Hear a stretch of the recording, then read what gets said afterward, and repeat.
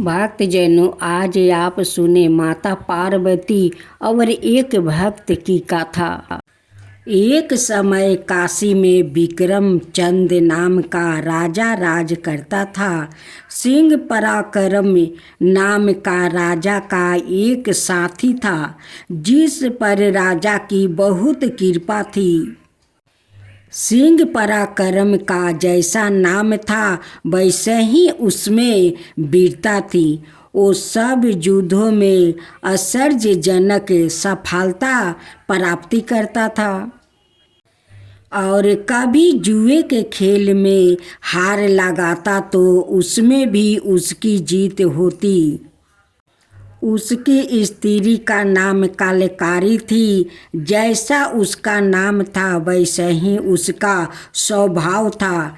जैसी वो कुरूपा थी वैसे ही उसका दिमाग भी खराब था। वो वीर पुरुष लगातार राजा से और जुए से बहुत सा धन प्राप्ति करता रहता था और उस सारे धन को अपनी स्त्री को दे देता। इतना होते हुए भी वो झगड़ालू स्त्री एक क्षण भी बिना झगड़ा किए नहीं रह सकती थी। उसके तीनों पुत्रा भी झगड़े में उसकी साथ देते। इतना धन होते हुए भी उनकी लालच का कोई अंत नहीं था। वो बार बार चिल्लाती रहती थी, तुम सादा घर में से ही खाते पीते रहते हो और हमें कुछ भी नहीं देते हो। उनकी पति सादा उसे मांस, शराब और नए नए वस्तु देकर मनाने की कोशिश करता रहता है, लेकिन वो अपनी अपार लालच के कारण उसे दिन रात कष्ट देती थी। एक दिन वो उसकी दुष्टता से तंग आकर घर छोड़कर चल दिया। उसने माता पार्वती दुर्गा की तीर्थ यात्रा करने का विचार कर लिया, इसलिए मार्ग में वो बरती रहा। जब वो रात को बिना भोजन किए ही भूखे सो रहा था, तब पार्वती दुर्गा ने प्रसन्न होकर सपने में उसे कहा, मेरे बेटा उठो, काशी जाओ।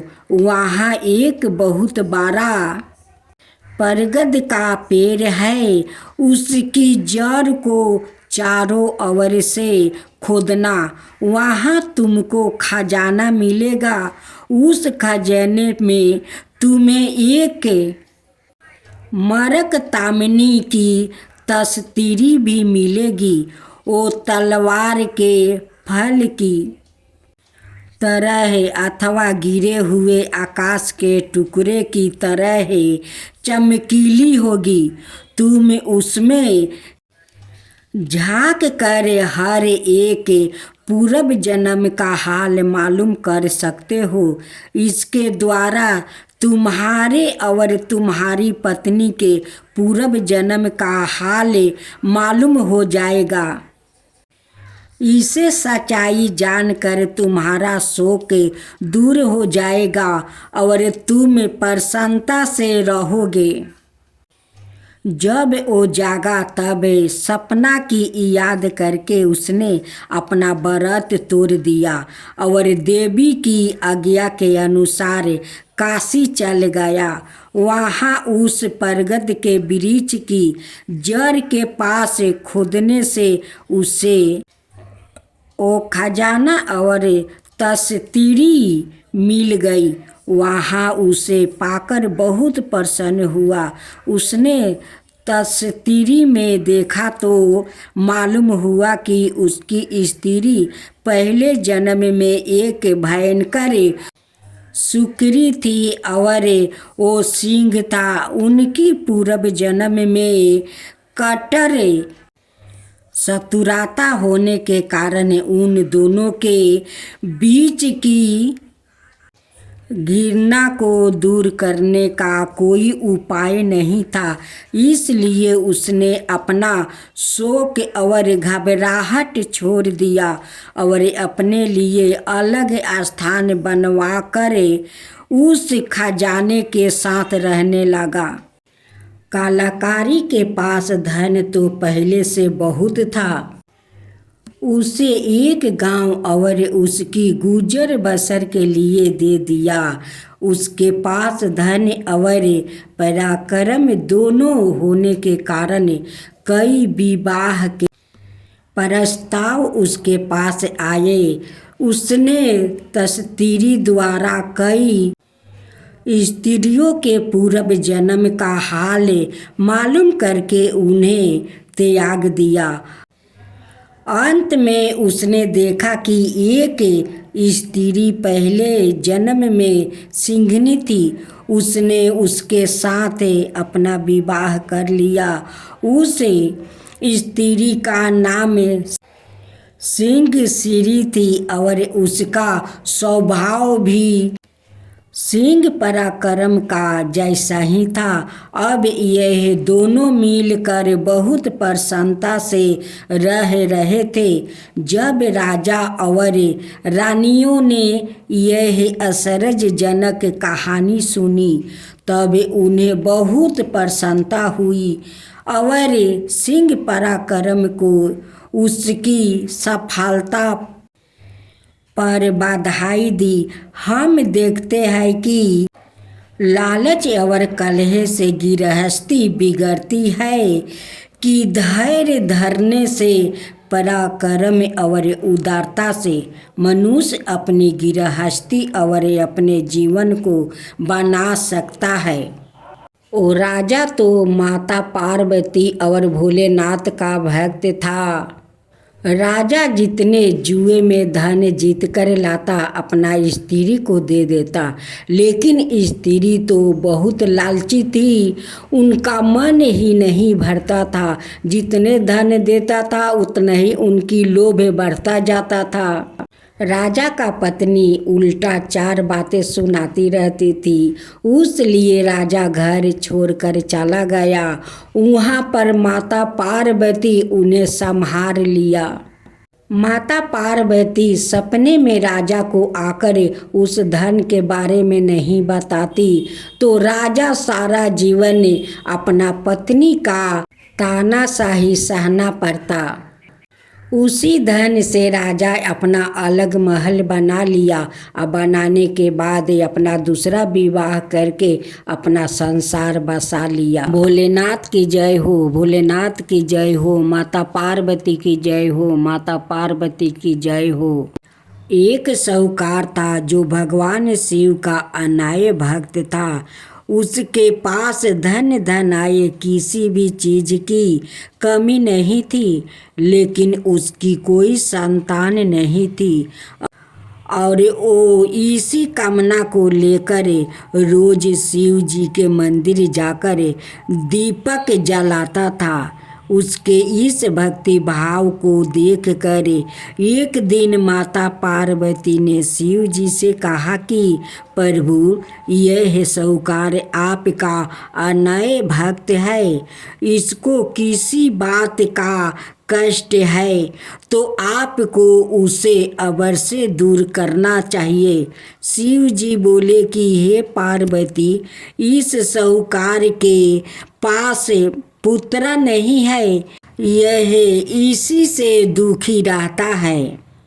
माता पार्वती कहती है कि हे ईश्वर, कृपा करके इसे पुत्र का वरदान दे दीजिए। तब भोलेनाथ ने कहा कि हे पार्वती, साहूकार के भाग्य में पुत्र का योग नहीं है। ऐसे में अगर इसे पुत्र प्राप्ति का वरदान मिल भी गया तो वो केवल 12 बरस की आयु तक ही जीवित रहेगा।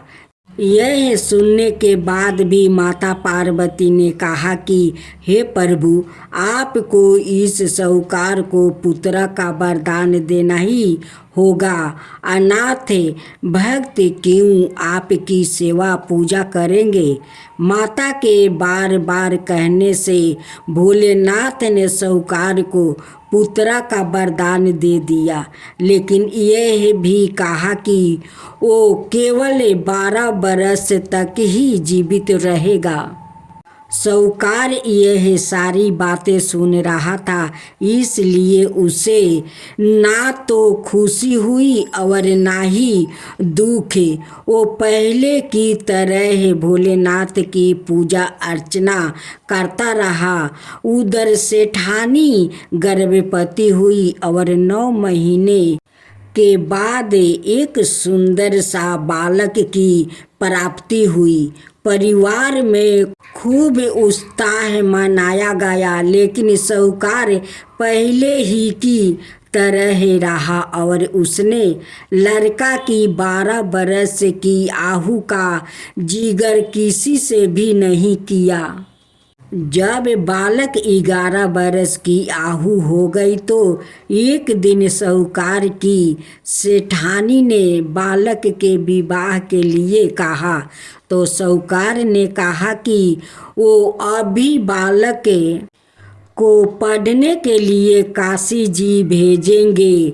इसके बाद उसने बालक के मामा जी को बुलाया और कहा कि इसे काशी पढ़ने के लिए ले जाओ और रास्ते में जिस भी स्थान पर रुकना वहाँ यज्ञ करते और ब्राह्मणों को भोजन कराते हुए आगे बढ़ना। उन्होंने भी इसी तरह करते हुए जा रहे थे कि रास्ते में एक राजकुमारी का विवाह था।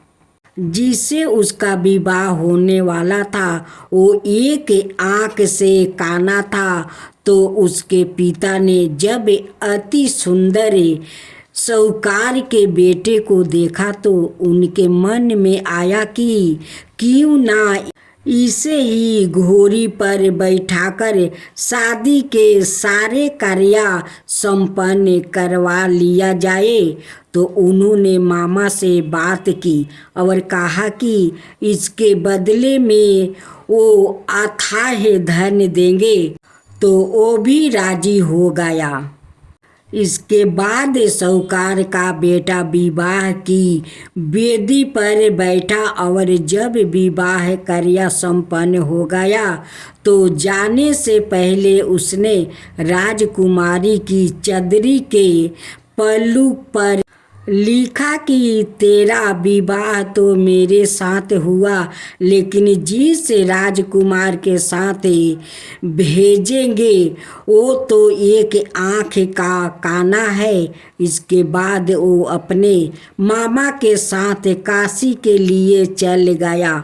उधर जब राजकुमारी ने अपनी चुनरी पर यह लिखा हुआ पाया तो उसने राजकुमार के साथ जाने से मना कर दिया। तो राजा ने भी अपनी पुत्री को बारात के साथ विदा नहीं किया।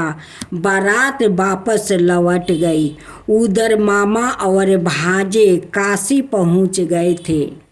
एक दिन जब मामा ने जग रचा रखा था और भांजा बहुत देर तक बाहर नहीं आए तो मामा ने अंदर जाकर देखा तो भांजे का प्राण निकल चुके थे। वो बहुत परेशान हुए, लेकिन सोचा कि अभी रोना पीटना मचाया तो ब्राह्मण चल जाएंगे और यज्ञ का कार्य अधूरा रह जाएगा। जब यज्ञ संपन्न हुआ तो मामा ने रोना पीटना शुरू किया। उसी समय शिव पार्वती उधर से जा रहे थे तो माता पार्वती ने शिव जी से पूछा, हे प्रभु, यह कौन रो रहा है। तभी उन्हें पता चलता है कि यह तो भोलेनाथ के आशीर्वाद से जन्मे जन्म हुआ साहूकार का पुत्रा है। तब माता पार्वती कहती है कि हे स्वामी, इसे जीवित कर दीजिए। अनाथ रोते रोते इसके माता पिता के प्राण निकल जाएंगे। तब भोलेनाथ ने कहा कि हे पार्वती, इसकी आहु इतना ही थी, सो वो भोग चुका है। लेकिन माँ के बार बार आग्रह करने पर भोलेनाथ ने जीवित कर दिया। लड़का ओम नमः शिवाय करते हुए उठा और मामा भांजे दोनों के ईश्वर को धन्यवाद दिया और अपनी नगरी की ओर लौटा। रास्ते में वही नगर पारा और राजकुमारी ने उन्हें पहचान लिया। तब राजा ने राजकुमारी को साहूकार के बेटे के साथ बहुत सारे धन धनाये के साथ विदा किया। उधर साहूकार और उसकी पत्नी छत पर बैठे थे। उन्होंने यह प्रण कर रखा था कि यदि उनका पुत्र सकुशल ना लौटा तो वो छत से कूदकर अपना प्राण त्याग देंगे। तभी लड़के के मामा ने आकर साहूकार के बेटे और बहू के आने का समाचार सुनाया, लेकिन वो नहीं माने तो मामा ने शपथ पूर्वक कहा। तब तो दोनों को विश्वास हो गया और दोनों ने अपने बेटे बहू का स्वागत किया। उसी रात साहूकार को सपने में शिव जी ने दर्शन दिया और कहा कि तुम्हारे पूजन से मैं प्रसन्न हुआ। इसी प्रकार जो भी व्याकृत इस कथा को पढ़ेगा या सुनेगा उसके समस्त दुखों दूर हो जाएगा और मन बचित सभी कामनाओं की पूर्ति होगी। जय शिवा ओमकारा, प्रभु हरे शिवा ओमकारा। ब्रह्मा विष्णु सदा शिव अर्धंगिनी धारा। ओम जय शिवा ओमकारा। एकानन चतुरानन पंचानन राजे। शिव पंचानन राजे। हंसासन गरुड़ासन विषवाहन साजे। ओम जय शिवा ओमकारा। दो भुज चार चतुर भुज दस भुज अति सोहे। तीनों रूप निरखता त्रिभुवन जन मोहे। ओम जय शिवा ओमकारा। अक्षर माला बने माला मंगी माला तारी। चंदन मृग मद सोहे बोले सुभिकारी। ओम जय शिवा ओमकारा। श्वेतांबर पीतांबर बागंबर अंगे। सनकादिक बरे मादिकी भूतादिकी संगे। ओम जय शिवा ओमकारा। करिके मध्यम कमंडल चक्र त्रिशूल धरता। जग करता जग भरता जग पालन करता। ओम जय शिवा ओमकारा। ब्रह्मा विष्णु सदा शिव जानते अविवेका। प्राण बचर के मध्यम यह तीनों एका। ओम जय शिवा ओमकारा। तिरगुण शिव जी के आरती जो कोई नर गावे। शिवा जो कोई नर गावे। कहत शिवानंद स्वामी भजत शिवानंद स्वामी मन वांछित फल पावे। ओम जय शिवा ओमकारा, जय शिवा ओमकारा।